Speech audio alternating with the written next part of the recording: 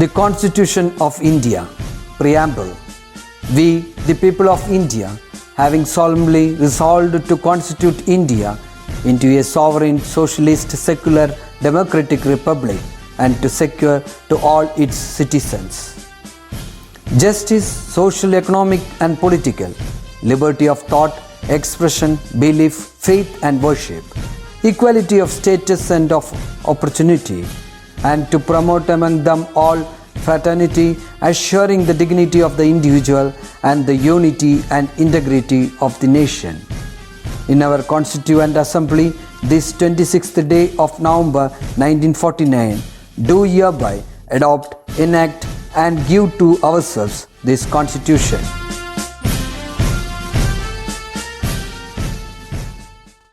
Hi, hope everything is fine and good.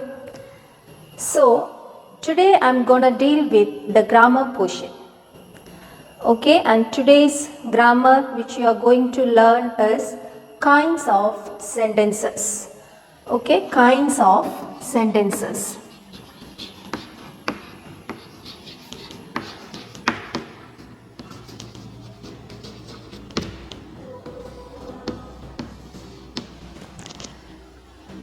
You might have learned this before, but still let me ask you before I get into this topic, let me ask you, what is a sentence? Yes, usually children used to give the answer. Sentence is a group of words which gives a complete sense. So as per your definition, let me write a sentence here. Okay, for example,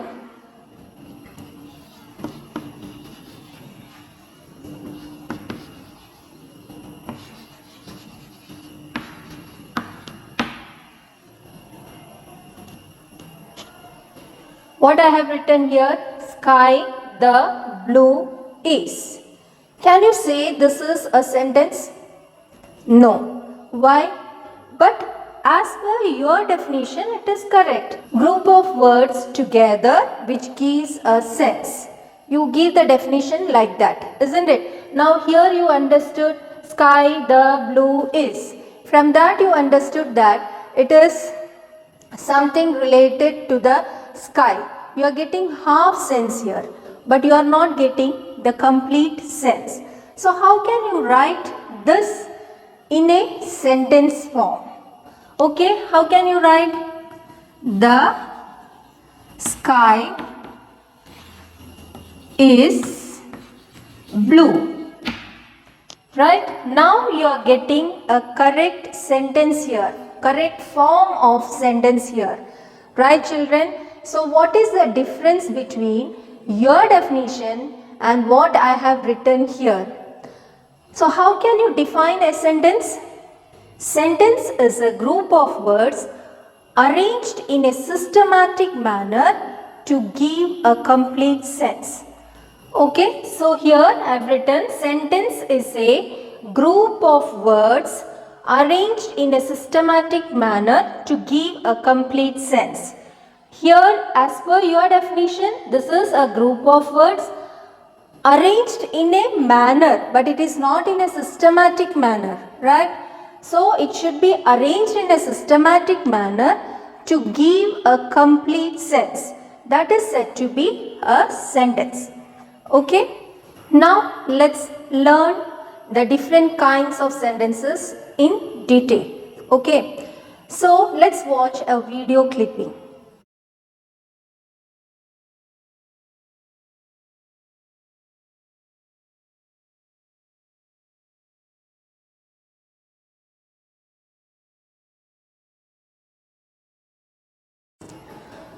Whom did you see in the clipping?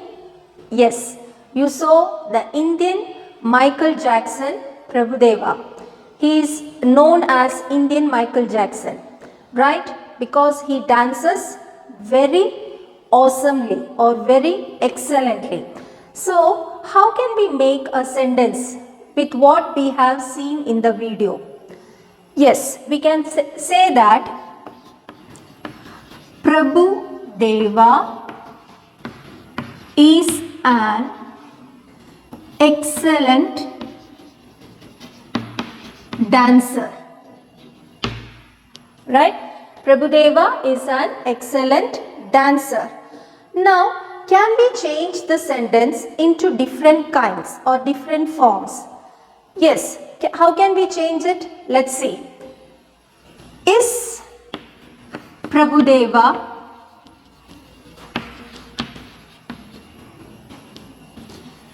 an excellent dancer?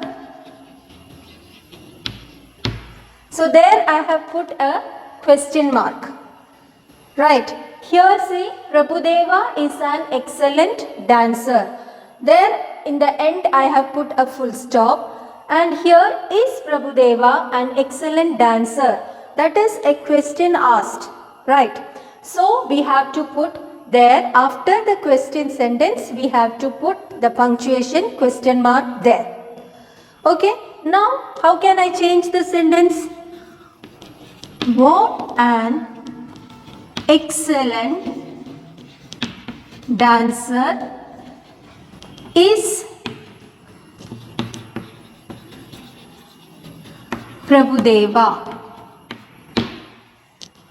Okay, so here I am just expressing my emotion or feeling by seeing his dance. I am expressing this emotion very fastly or spontaneously. So I have written here, what an excellent dancer is Prabhudeva, and after the sentence I have put the punctuation exclamation mark.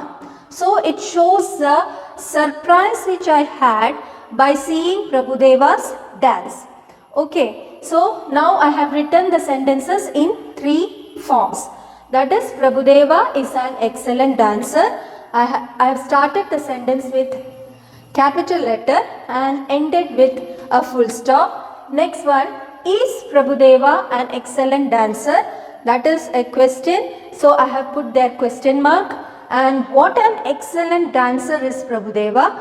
There I have put an exclamation mark. Right? So one sentence you can write in different kinds. Okay, now what are the names given to these different kinds of sentences? Let's learn that in detail. So as you have seen, there are 4 kinds of sentences. The first sentence or the first kind of sentence is assertive sentence. Assertive sentence, or it is also said as declarative sentence or a statement. So first form or first kind of sentence, first type of sentence you are going to learn is assertive sentence, or it is also said to be a declarative sentence, or it's a statement. Okay. Now what is this assertive sentence or declarative sentence or a statement? From the name itself you might have understood that declarative sentence, a sentence which declares or states something, is said to be a declarative sentence or a statement, and it is also said as assertive sentence. Now how to write this declarative sentence? Okay, so let's see that. Now look at this picture. What does it say? It says that I am very smart. Okay. Now the next picture. What does it shows? It shows that children are playing.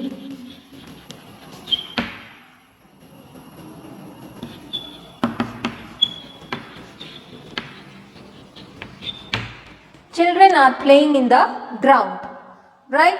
So here I have written 2 sentences which are the examples of assertive sentence or declarative sentence or the statement. Now what are the rules to write? You might have seen here I have written this, I have started the sentence with a capital letter. So here I is written in capital letter. and here C is also written in capital letter. So the first rule to write an assertive sentence or a statement or a declarative sentence is that you have to start with a capital letter. Okay, and then in the end of the sentence I have put the punctuation full stop.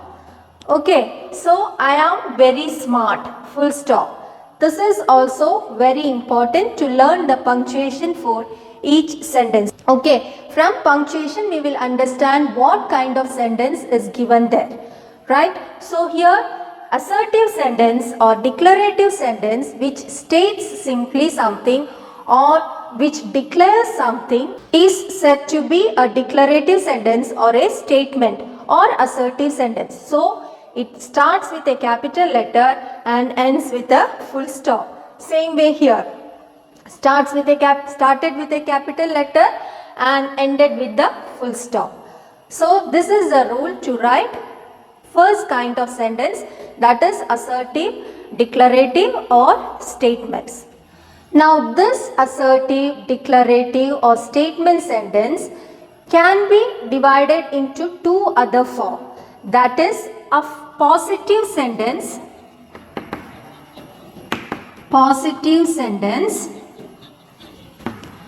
or negative sentence. Okay, this can be divided or classified into two other forms, that is positive sentence or negative sentence. Positive sentence is also called as affirmative sentence. Affirmative sentence. Now what is positive sentence and what is negative sentence? Let's see that. Positive sentence always have a positive nature. It gives positive things. It gives always goody things. Negative sentence will always be negative in nature. Okay, and it contains not or no in the sentence. Right, so let's see some examples. Now here I have written two sentences. The first one is, children always like to eat fried items. This is a positive sentence because it does not contain no or not in it. Okay, and it shows the likeness of the student or children, isn't it? So children always like to eat fried items. It has a positive nature. So this sentence is a positive sentence or affirmative sentence. Now the next one, children don't like to eat vegetables. Here I have used the word don't, which is a short form of do not. Okay, so there is not in the sentence and this is negative in nature, so this is a negative sentence. Right? So first one is the positive sentence, children always like to eat fried items, and the second one is a negative sentence which contains no or not in it, and so this sentence, children don't like to eat vegetables, is a negative sentence. Positive sentence is also called as affirmative sentence. Up till this I hope you understood. Okay, now let's move on to the next kind of sentence. Now next sentence is interrogative sentence. It's not interrogative, it is interrogative sentence, and just check the spelling which I have written here. It is interrogative sentence. Now what is interrogative sentence? Okay, so if I write a sentence here, who is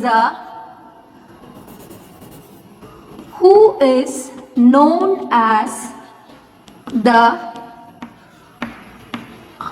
Iron Man of India?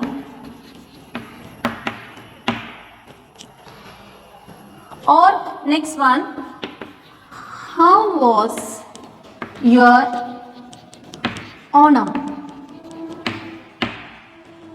From these two sentences itself, you might have understood that I am inquiring about something or I am asking a question, isn't it? So, who is known as the Iron Man of India? I have written there, or I have put a question mark there.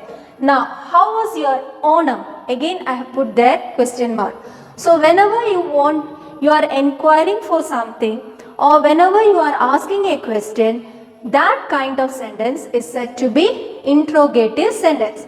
Interrogative sentences are framed with the WH words. Okay, WH words like who, what, which, why, how. Okay, how is not a WH word. Again, it serves the same purpose of asking question. So, it is included in the WH category. Okay, so with these words, we form or we frame an interrogative sentence. Right?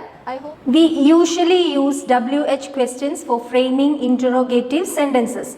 But we can frame interrogative sentences using the helping verbs like is, am, are, was, were also. Before beginning this, I showed you a video of Prabhudeva, and there I have framed a question with is. Do you remember? So I wrote there, is Prabhudeva an excellent dancer? So there, that is also a kind of enquiry where I started with the helping verb is. Okay children, so here that also you should keep in mind that interrogative sentences are formed not only with WH questions, but it is also framed by using helping verbs like is, are, am, was, were. Not only this, we can also use modal auxiliaries like can, could, do. Like this words also, modal auxiliaries also, we can frame interrogative sentence. Now, for example, if the subject is plural, we use do. Okay, we use do. And if the subject is singular, we have to use does. Right? And if it is past tense, we have to use did. Okay, so we can frame questions with do, does, did according to the tense. For example, does the bell ring?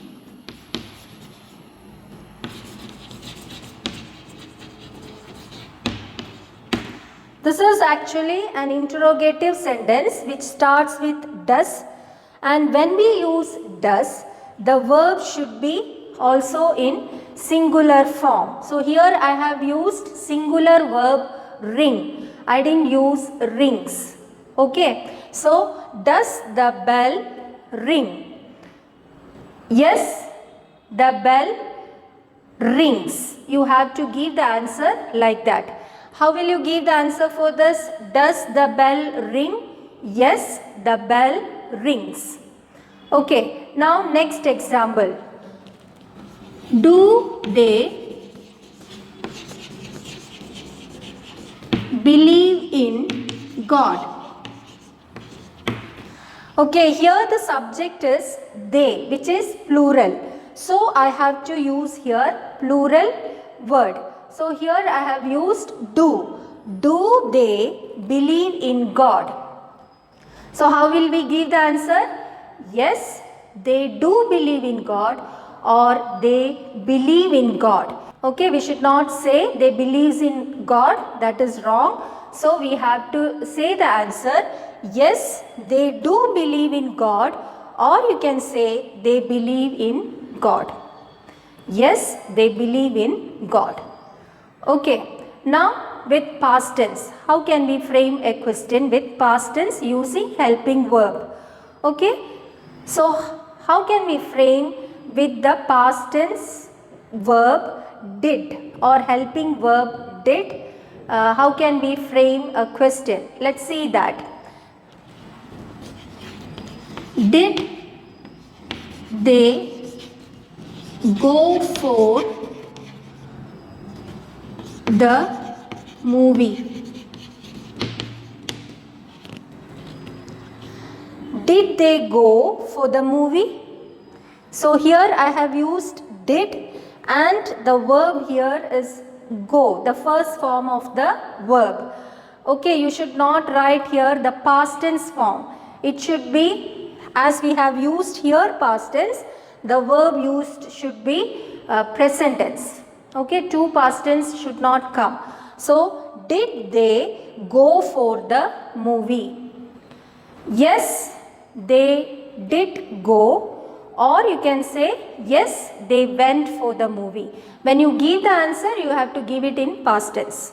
But when you frame the question with past tense, you have to write the verb, the main verb in present tense or the first form of the verb. Always when did is used in a sentence, you have to use the first form of the verb, V1 form of the verb. Okay, hope it is clear for you. So, interrogative sentences can be framed using WH words as well as with helping verbs and also modal auxiliaries. Modal auxiliaries means can, could, should, shall, all these words. Okay, so how it is framed? How it is framed in present tense and past tense, I have given you here examples. I hope it is clear for you. Now, the next kind of sentence is the exclamatory sentence. Exclamatory sentences expresses our sudden emotions. Okay, we put the exclamation mark after writing the exclamatory sentence. For example, what a sharp memory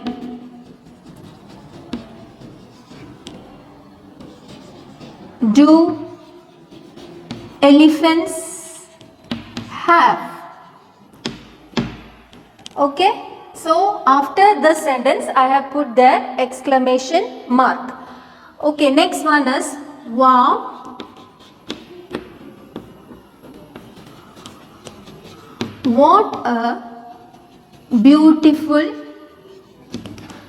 dress. Okay, again here I have put exclamation mark after the interjunction. So, exclamation marks can be put after writing a sentence in the end of the sentence, or it has to be used after the interjunction words. Interjunction words like wow, ouch, hooray, all these words are interjunction words which expresses our sudden emotions. Okay, so in that case, after the interjunction, you have to put the exclamation mark, or you can put the exclamation mark in the end of the sentence, right?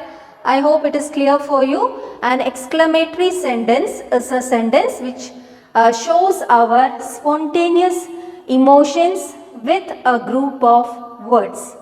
Okay, usually we use interjunctions. Interjunction words like wow, hooray, ouch, oh God, isn't it? We used to say like that. So these all are the interjunction words, right? So let's move on to the last kind of sentence, that is imperative sentence.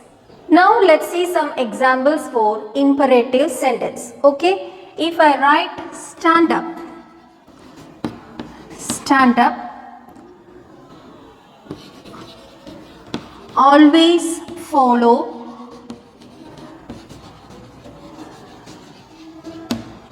traffic rules,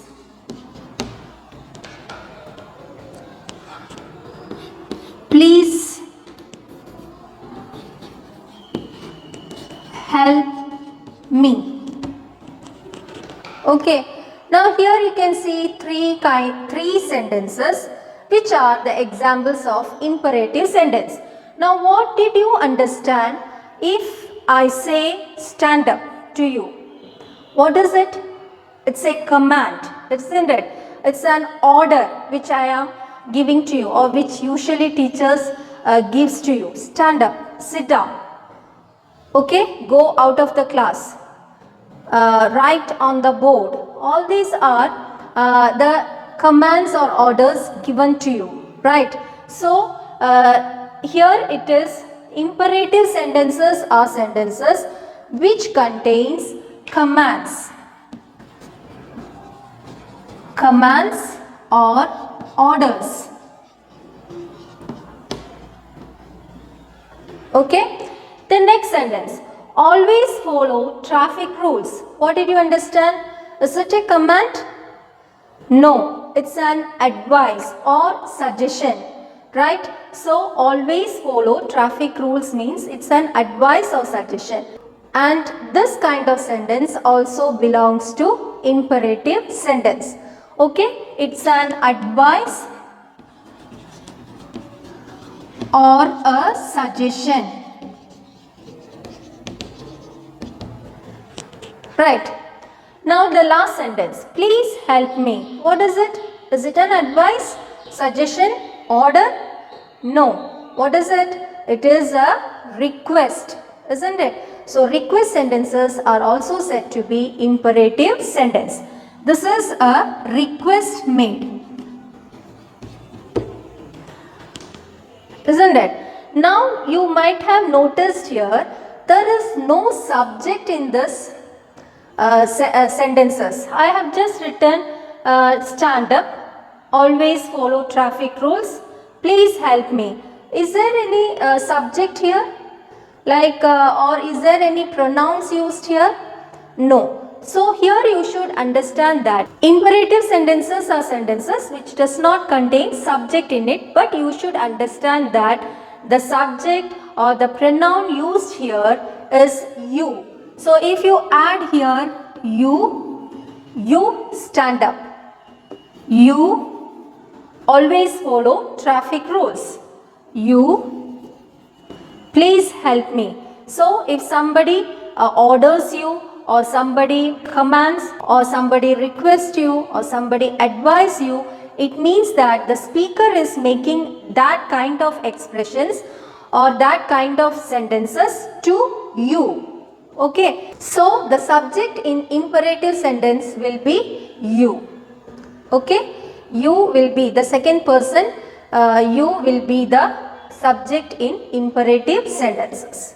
Okay, imperative sentences are a group of words, or it can be a phrase also, where there won't be any subject written, but it should be understood that it will be the second person, you, as subject in the imperative sentence. And imperative sentences contains advice, suggestions, commands, orders, or also request.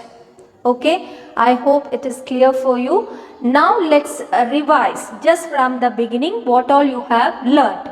I told you there are 4 kinds of sentences, and these 4 kinds of sentences are, first one is declarative, assertive, or it is also said as statements, which simply states something and it starts with the capital letter and ends with a full stop.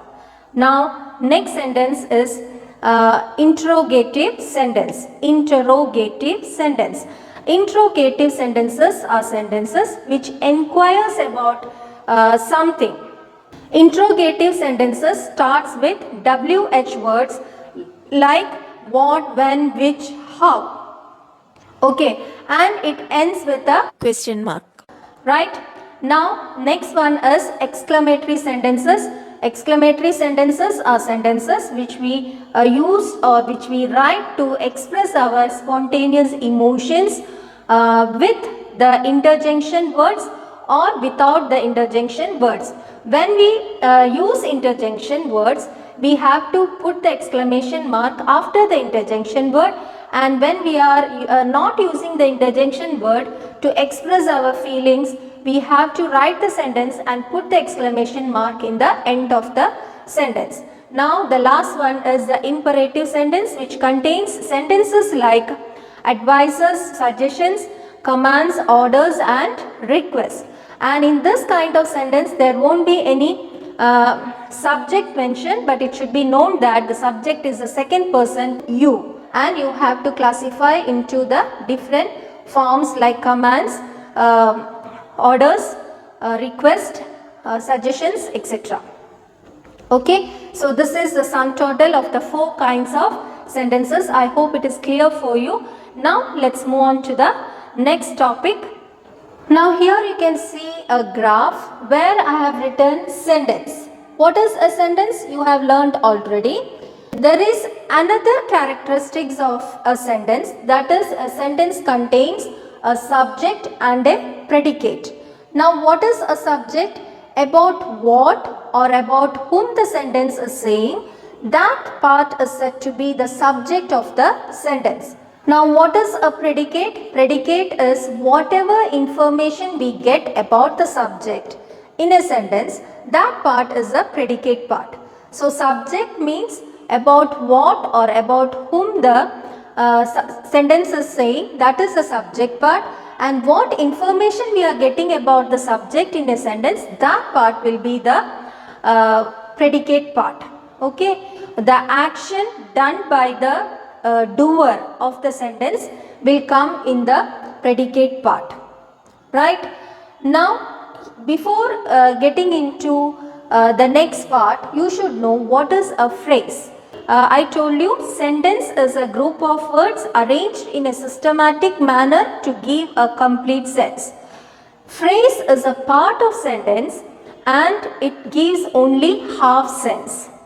Okay, phrase is also a part of sentence, a group of words, but it gives only half sense. Okay, now let's see what are the next part of subject and predicate. A subject always contains article. Articles in English are a, an, the.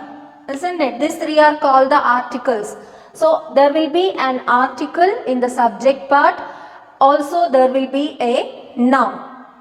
Okay. Then in the predicate part there will be verb, also an article, also a noun will be there. Okay, to take an example, let me give you one sentence. So here I have written a sentence from your textbook. The magnificent old banyan tree is mine.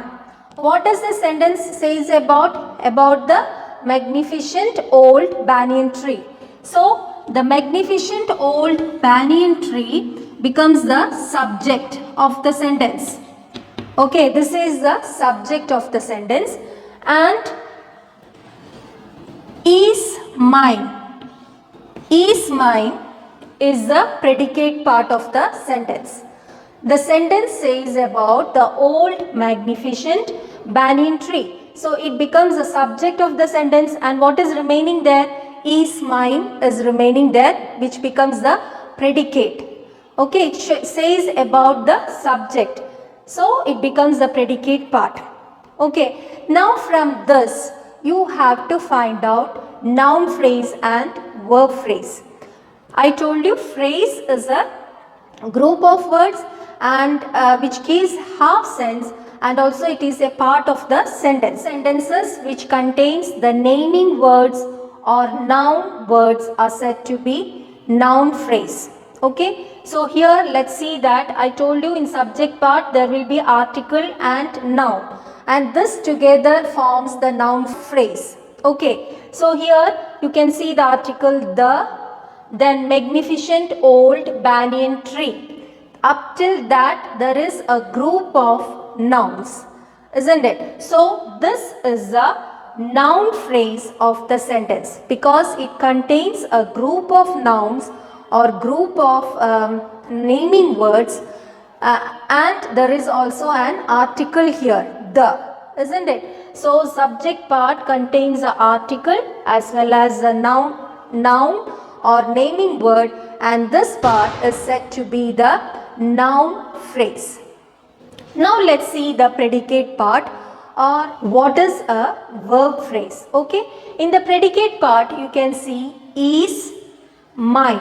Mine is used as a pronoun, but here simply if we take mine, it doesn't become a noun or pronoun because there is no phrase. There should be a phrase, a group of words, then only we can say it as a verb phrase.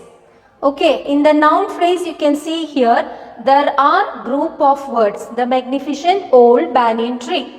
There are 2, 3, 4, 5 words are there in this group. Okay, including the article. So it can be taken as a noun phrase. But here mine is actually a pronoun, but we cannot take it in the noun phrase category because it's only a word.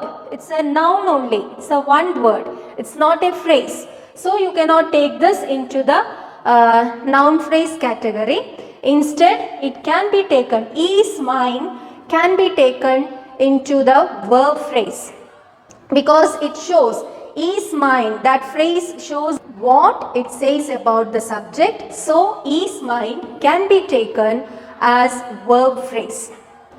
You got it? So, here as there is only one word, one noun here, you cannot take this into the noun phrase category. Instead, that should be taken into the verb phrase category. By looking here itself, you will understand what is a noun phrase and what is a verb phrase. But always remember, one word cannot be taken as a phrase. So, it will be included in the verb phrase category. Okay, another example is given in your textbook. Let us see onto that. Now, let's see this example. The boys are playing in the ground. Okay, so here you can see the boys, which is the subject part, because there is an article as well as there is a noun here, boys, isn't it? So what does the sentence says about, what is the subject of the sentence? The boys. The sentence says about the boys. So the boys is the subject part and it is also the noun phrase. Okay, this part is the noun phrase because there is a group of two words. A group of two words. The boys, article the and the noun boys. So this is a noun phrase. The predicate part is are playing in the ground. Are is a helping verb and playing is the main verb. In the ground. Ground is a noun, but we cannot take it into the noun phrase category because it is only a one word. Okay, one noun. And this in the is a preposition of the sentence. So we cannot take this part into the in the ground cannot be taken into the noun phrase category. Instead, are playing in the ground comes in the verb phrase. It is a verb phrase. A group of words which shows which says about the action done by the subject. Okay, here boys can be taken as a head noun, and because head noun means about whom particularly the sentence is saying about. So boys, about boys it is said. So boys can be taken as a head noun and the is the article and the predicate part comes in the verb phrase. Okay, so I hope it is clear for you now what is a noun phrase and what is a verb phrase. Right. So children, today you have learnt about what is a sentence, what are the different kinds of sentences and how to frame sentences, or how do we identify the different kinds of sentences with the punctuation marks. Also, now you have studied what is a subject and predicate and how these sentences are divided, or how to find out the noun phrase and the verb phrase. Also, you have studied the other characteristics of a sentence, that is how to find out or how to write the affirmative or positive sentence and how to write the negative sentence. Okay, so now there is an assignment for you in page number 33, activity 1, which continues to the next page, page number 34, and in page number 35, activity 2, and in the which continues to the next page also, page number 36, and in the page number 37, activity 3, which continues to the next page, page number 38. Okay, this much activities you have to do in the textbook. And with that, I conclude this session and see you in the next class. Bye.